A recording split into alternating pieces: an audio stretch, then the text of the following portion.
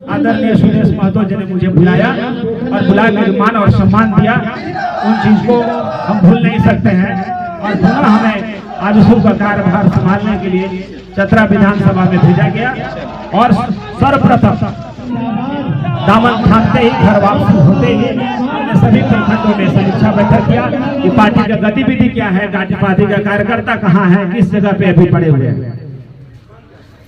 Party की स्थिति चतरा विधानसभा में तितर बितर हो गया था, उसको समेटने के लिए और एकजुट करने के लिए पुनः हमने प्रयास किया। इसी बीच में महाधिवेशन का समय आया। महाधिवेशन में भी हमारे चतरा विधानसभा के लोगों को काफी संख्या में उपस्थिति थी। वहाँ बारिश थी, तूफान था, आंधी थी, फिर भी उस परिस्थिति विकट परिस्थिति में भी यहाँ के कार्यकर्ताओं ने अशोक गहलोत के साथ में आजसू के सुप्रीमो आदरणीय सुदेश महतो को सुनने के लिए उस महाधिवेशन में अधिक से अधिक संख्या में गवाह बने चतरा विधानसभा का। मुझे आदेश मिला कि केंद्रीय अध्यक्ष जी का कार्यक्रम लेना है। मैंने कहा कि सर, मैं प्रतापपुर के इस धरती से, सहदेव अंगार जी के धरती से, क्रांतिकारियों की धरती से हम शुरुआत करना चाहते हैं।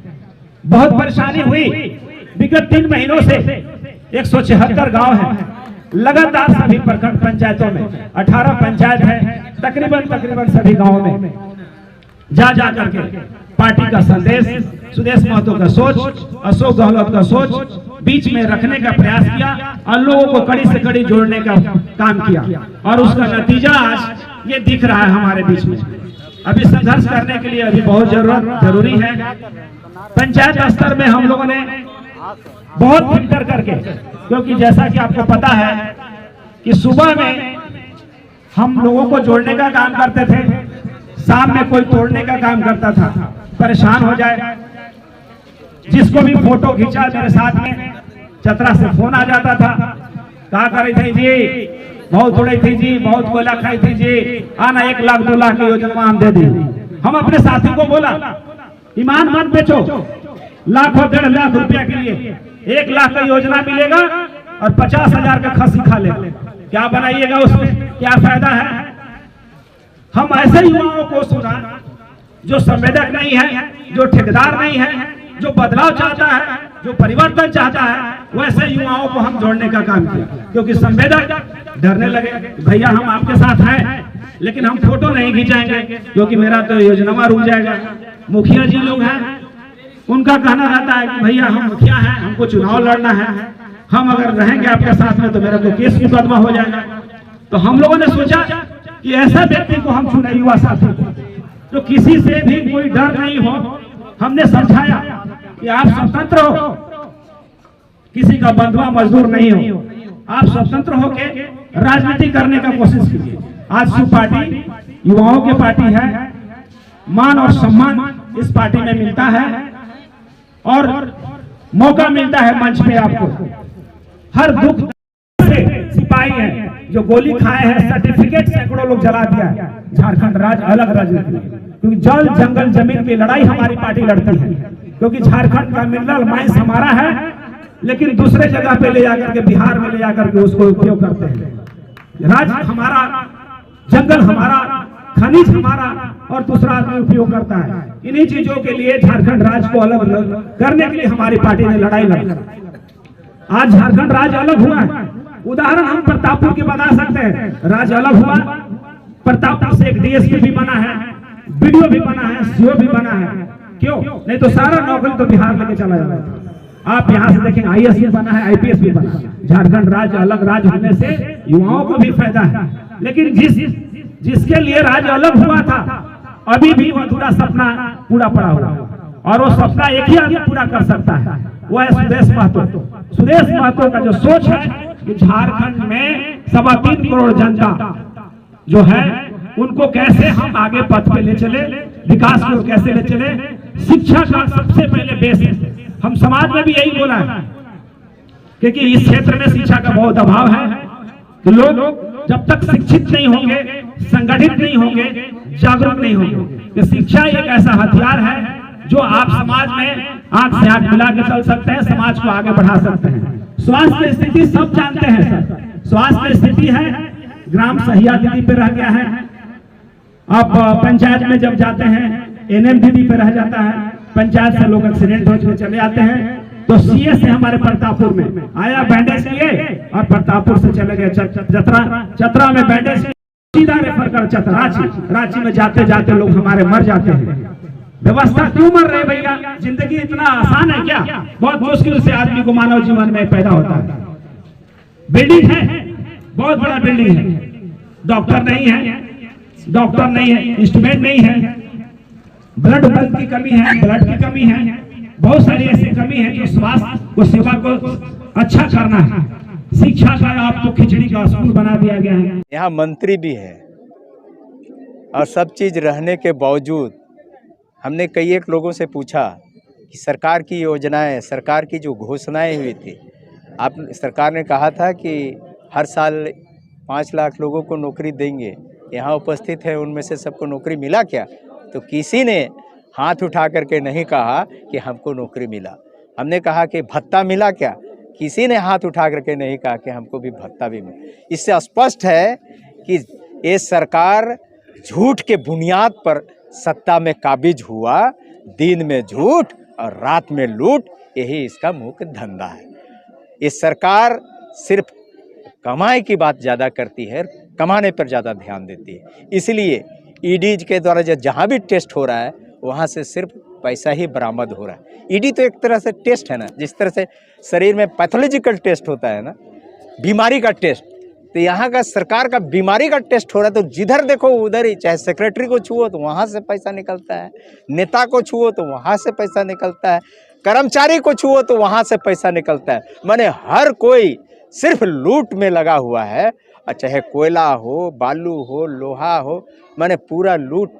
मैंने हमने इसलिए स्पष्ट कहा कि दिन में झूठ और रात में लूट, यही इनका मूल मकसद है। आज सरकार का जाना तय है, हम लोग को आने दो। हमने हमेशा से कहा है अब की बार गांव की सरकार, बोलते हैं कि नहीं, हम गांव की आवाज़ को, चौपाल की आवाज़ को सदन तक पहुंचाना चाहते हैं। ये लोग बोल रहा है कि आपकी सरकार, आपके द्वार, आपकी योजना, बोलता है ना, लेकिन वहाँ क्या होता है? आवेदन लिया जाता है, पोटरी बांधा जाता है, पदाधिकारी पिकनिक मनाते हैं, मुर्गा खाते हैं, फिर चले जाते हैं। पूछना पिछले बार जो आपकी द्वार कार्यक्रम हुआ उसमें जितना आवेदन जमा हुआ था उसका पहले निष्पादन हुआ क्या? पूछना कोई नहीं, सब ये आवेदन जमा होगा, बोला इतना आवेदन हुआ, तो निष्पादन कितना हुआ इसका भी आंकड़ा जनता को बताना चाहिए। ये अभी जनता के द्वार और एक तो ईडी के द्वार, कभी कभी तो बीच बीच में ईडी का द्वार आता है, लेकिन मैंने 2 द्वार में ये चल रहे हैं, लेकिन कौन द्वार में जाएंगे अब तो ये देखना है। लेकिन जिस तरह की बीमारियां हैं ये कहीं ना कहीं इनको उस द्वार में जल्दी ही पहुंचेंगे। एनडीए गठबंधन के तहत हम लड़ेंगे। हम लोग ये सुनिश्चित करना चाहते हैं कि झारखंड के 14 लोकसभा सीटों में से 14 जीते। आप सबों को बता देना चाहेंगे कि ब्रेस्टिज तो इस समीक्षा बैठक रखी गई है और इस समीक्षा बैठक का दिन अकेला चलो, आप लोग समझिए, अकेला चलने का कारण अकेला इंसान पैदा लेता है, अकेला चलता सिंहासन पर भी अकेला बैठता है, इसलिए अकेले चलने से घबराना भी नहीं चाहिए। और आप अशोक गहलोत शुरू से आपके क्षेत्र में रहा, आज क्षेत्र में आपके बीच बिना विधायक, बिना प्रतिनिधि रहते हुए पर भी आप लोग को बीच में जो सेवा देने का काम किया, वो आज हमको देखने को मिला कि हमारे अशोक गहलोत जी की जो सेवा की, जो आप लोग आप सामने दिखा दिए कि अशोक गहलोत के आप हैं, हम बहुत खुश हैं। और ये तो अभी आप लोग को तो पंचायत कमेटी और ग्राम कमेटी में दिखाए है। हम समीक्षा बैठक किसने रखा गया, उसने भेजा गया देवशरण भगत को कि आप समीक्षा करके आए कि प्रतापपुर का क्या गतिविधि है। तो गतिविधि में आप लोग जो उपस्थित है भी आपने दिखा दिया, इससे हमको एहसास हो गया कि आदरणीय सुदेश कुमार महतो जी का जिस दिन उपस्थिति होगा उस दिन आप लोग का दमदार उपस्थित होगा। देखने वाले दूसरा दल को दिल दहला दीजिएगा, ये हमें यकीन है। आप तो ये आपका ये समझिए क्या आपका ये सर्टिफिकेट है, आज आपका सर्टिफिकेट, ये तो झांकी उस दिन आप लोग का जितना होगा वो बाकी करके दिखाना होगा। और आप ये नोट कर लीजिए कि हमारे पार्टी से चले गए थे अशोक बाबू, उसके बावजूद भी सुदेश जी के दिल में अशोक गहलोत नहीं रहने के बावजूद भी थे कि हमारा अशोक जो है पार्टी में नहीं थे, दर्द उनको था। लेकिन आज उनसे आश्वासन मिला कि गहलोत तुम जाग क्षेत्र में लगो, और हमको आज से 6-7 दिन पहले बुलाया, इनसे बोले कि पारस जी को बुलाइए। हम लोग गए, बोले बैठे, तो बोले पारस हो गहलोत को चुनाव जिताना है कि नहीं? हम बोले सर आप सब तो आप हैं, संगठन के आप हैं। अरे हम तो एक कार्यकर्ता है, पदाधिकारी छोड़िए। तो बोले आप ऐसा कीजिए, आप जाइए लोकसभा के पहले हमारे चतरा विधानसभा में 3 गो कार्यक्रम होना चाहिए सुदेश कुमार महतो के, ताकि दूसरा दल को दिखा देना है और गहलोत को चुनाव जिता के बता देना है। तो ये आपकी ताकत है। तो इसलिए आज समीक्षा बैठक रखा गया, और ये संगठन में एक दूसरा के पूरक होता है, आप दूसरा के ताल मिल करके चलना होगा, संगठन बनाना होगा। अभी तो आपको ग्राम कमेटी बना है, और आसू पार्टी एक ऐसा पार्टी है कि आपको नेता बनाता है, घर घर में नेता बनाता है, दूसरा पार्टी में नहीं है। और आप चूल्हा प्रमुख तक भी बनाए जाएंगे। आज तो पंचायत कमेटी है, प्रखंड कमेटी है, कल 10 चूल्हा पे एक कमेटी बनेगा। 10 चूल्हा के 2 आदमी होंगे, एक महिला दीदी होंगी और एक जेंट्स होगा, जो चूल्हा प्रमुख का मेन मालिक होगा। वो आपका दुख दर्द क्या है, कहाँ आपका क्या प्रॉब्लम है, कहाँ इंदिरा आवास नहीं है, कहाँ पेंशन नहीं है, कहाँ आपका गैस कनेक्शन नहीं है, उसका दुख दर्द आपका वही देखेगा 10 चूल्हा वाले। आप प्रखंड कमेटी तो बात की बात, तो आपका एक ताकत बनेगा। ये हमारा पार्टी का कहना है कि वो ग्रास रूट पे चलिए, नीचे से चलना है हमको, ऊपर से हवा से नहीं चलना है। उनका कहना है कि हमको काम करना है जनता के बीच में। और आप नोट कर लिए इस सभागार में बैठे हुए कि अगर दर्द है झारखंड के प्रति तो सुदेश कुमार महतो का है, दूसरा दल का नहीं है। दूसरा दल वाले तो विरासत में झारखंड मिला है, विरासत में लिया है। और अभी जो विरासत में, जो वर्तमान में जो विरासत में मंत्री और विधायक बने हैं, वो विरासत में आपका दुख दर्द नहीं जानेंगे।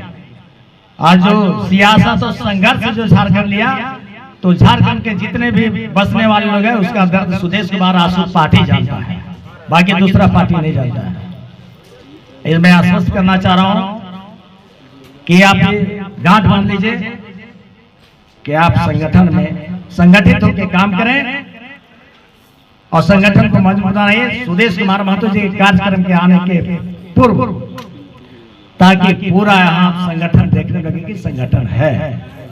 हम तो बड़ी अफसोस करते थे कभी कभी कि हम तो अकेला पड़ गए, लेकिन फिर देखे मजबूती दिल थाम के रखे।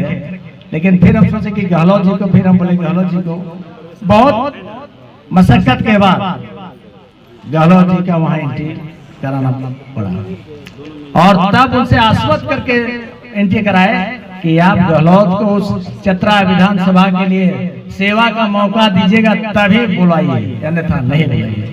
तो आदरणीय केंद्रीय अध्यक्ष हमको बोले कि गहलोत चुनाव मैदान में रहने, संगठन बनाने के काम करने के लिए बोलिए।